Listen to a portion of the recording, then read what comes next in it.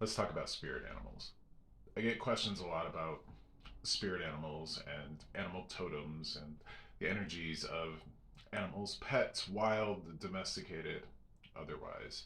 And we do live in a world that has animals in it. We have birds, fish, reptiles, amphibians, mammals, all sorts of creatures that are not human. The idea of animal spirits, though, spirit animals, spirit totems, even, it is a topic of discussion. It is a hot topic in a lot of spiritual, magical, metaphysical, esoteric circles. One of the biggest reasons why it's a hot topic for folks is that a lot of times the idea of a spirit animal or a spirit totem, as you will, those ideas or concepts are associated with Native American indigenous nations and tribes. Yet, working with animals and animal spirits certainly not specific to just the Native Americans. How can people in a modern world deal with the idea of spirit animals and do so in a way that's healthy and uplifting? And I think that a lot of people with spiritual pursuits will run into this idea of spirit animals, animal totems, working with the energies of spirits. So let me just kind of give some perspectives that I hope people can appreciate and maybe incorporate into their own spiritual pursuits and practices. The idea of spirit animals or animal totems with Native American or indigenous nations, that's something that I would invite people to one, research if you are pulled or called to any specific nation. Perhaps it's the Inuit nation of the northern North American nations. They could be nations of the South. There's all sorts of different traditions and mythologies, spiritualities to pull from. I would encourage you to perhaps lean into the native traditions of your land where you live. If you're in America and you're a Caucasian or a white person, generally speaking, you're not going to be from here, or your folks aren't going to be from here, your people aren't going to be from here. So I would invite you to figure out, what kind of, what part of the world you're in, and see what kind of animal energies are in that world. Now, why is this important to us? A lot of folks would like the idea of, wolf is my spirit animal, or butterfly, dragonfly, those sorts of things are my spirit animal. Those energies could absolutely be interpreted, yes. There are spirits out there that will present themselves when they interact with you as an animal. I have particular ancestors that will interact with me in the form of animals in trance or dream states.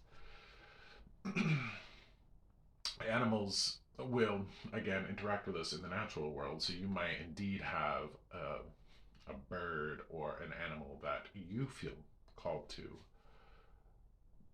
to work with the spirit of animals, which is different than an animal spirit. To work with the spirit of animals is something that we can all do. When folks talk about having a spirit animal, sometimes they might be referring to the idea of like an animal familiar. An animal familiar in terms of classic traditional witchcraft and that sort of stuff is a spirit that will present itself as a cat or a toad or a rabbit to you and be a spirit helper, ancestral or otherwise. That stuff is definitely part of that tradition. Now, when it comes to working with the spirit of an animal, let's take two that I feel particularly called to. And this all has to do with my tattoos. So you're going to see this. Yes. Now, that is a lion.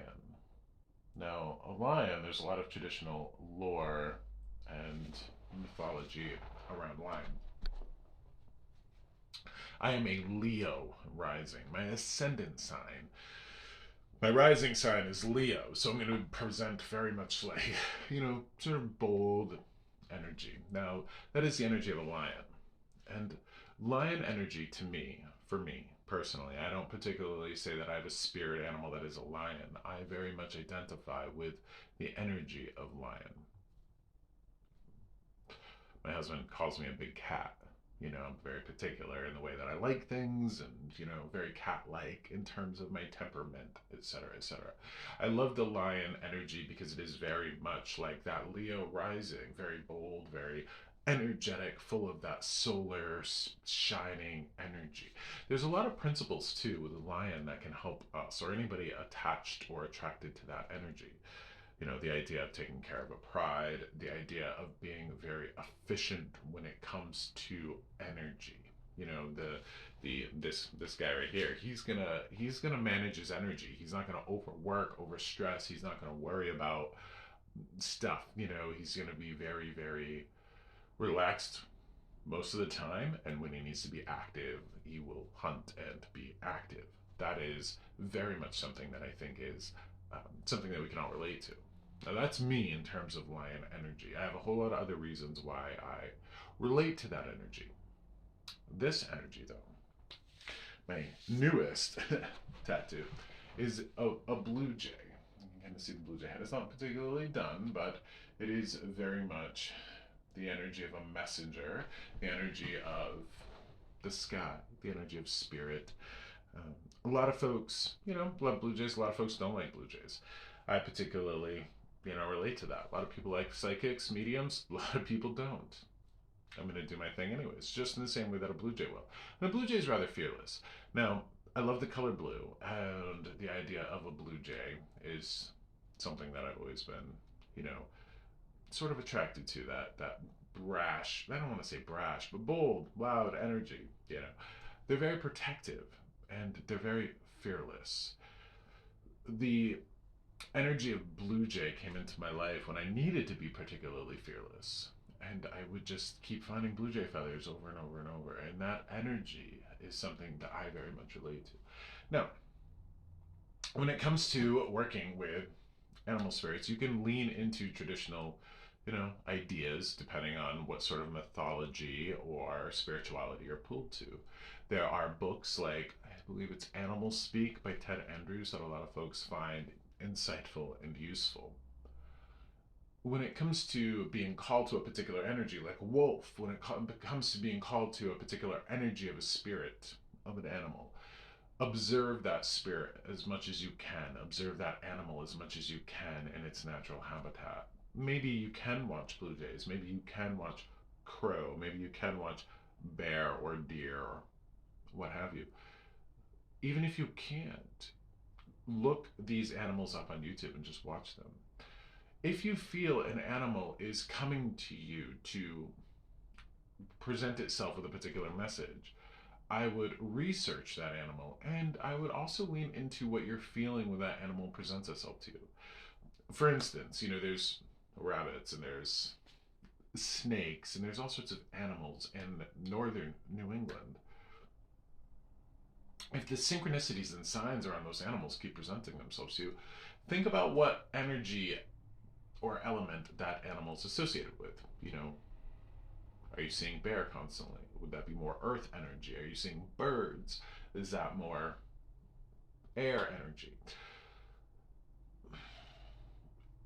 In reverse, you can use and interact with animal energy, the spirit of animals, in a way to help amplify certain parts of your life.